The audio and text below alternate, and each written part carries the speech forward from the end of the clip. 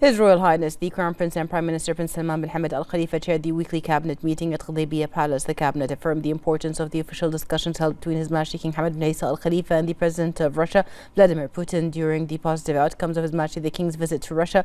In this regard, the cabinet highlighted the role of the agreements and memoranda of understanding signed during the visit in furthering bilateral relations and multi-sectoral collaboration. The cabinet noted the importance of His Majesty the King, the President of the 33rd Arab League Summit's visit to Russia, which was pivotal in reinforcing the outcomes of the summit, particularly to host an international peace conference, as well as to address various issues, primarily the Palestinian issue. The cabinet commended His Majesty the King's statement, which highlighted Bahrain's commitment alongside Arab countries and Russia to achieve the principles of good neighborliness and to maintain regional relations on a diplomatic, trade and cultural level. The cabinet also reviewed the Ministry of Education's efforts to support the educational process, expressing gratitude to the ministry and its personnel for their dedication to providing quality education services. The cabinet then extended its best wishes to students at all academic levels in finishing their second semester of the 2023-2024 academic year. In this regard, the cabinet directed the provisions of necessary support to help students achieve optimal results. The cabinet condemned the Israeli forces' attack on a camp for displaced people in Rafah, Gaza Strip, which resulted in the death and injury of innocent civilians. It reiterated the kingdom's call for the international community, especially the UN Security Council, to assume its responsibilities in enforcing international resolutions and humanitarian law. This includes demanding an immediate, permanent and comprehensive ceasefire in the Gaza Strip, protecting innocent civilians and ensuring a safe and continuous flow of humanitarian aid to Gaza residents.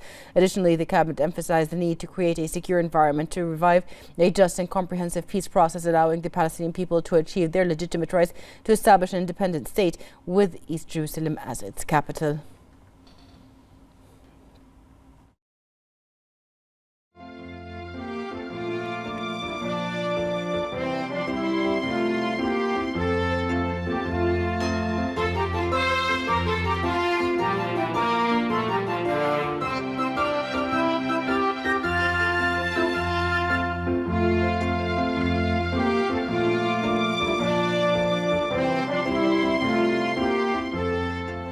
The cabinet then approved the following memorandums.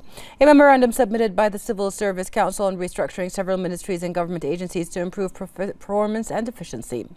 A memorandum submitted by the Ministerial Committee for Financial and Economic Affairs and Fiscal Balance regarding financing programs for several government projects. A memorandum submitted by the Ministerial Committee for Legal and Legislative Affairs regarding the government's response to 3 proposals and a law submitted by the Representatives Council. A memorandum submitted by the Ministerial Committee for Legal and Legislative Affairs regarding a memorandum of understanding between the Ministry of Interior and the Applied Science University to provide specialized programs for the ministry's employees. A memorandum submitted by the Ministerial Committee for Legal and Legislative Affairs regarding a memorandum of understanding between the Ministry of Education and Royal Life Saving Bahrain to raise awareness of the importance of water safety. The cabinet then took note of the following ministerial reports: the outcomes of the participation in the Doha Dialogue in Qatar, the outcomes of the participation in the Future Aviation Forum in Saudi Arabia, the outcomes of the participation in the 50th meeting of the Regional Committee for the Middle East of the United Nations Tourism Organization, and the accompanying conference Investing in Tourism Opportunities and Challenges of Sustainable Finance in Oman. The external participation of ministers in the visits of foreign delegations to Bahrain in June 2024.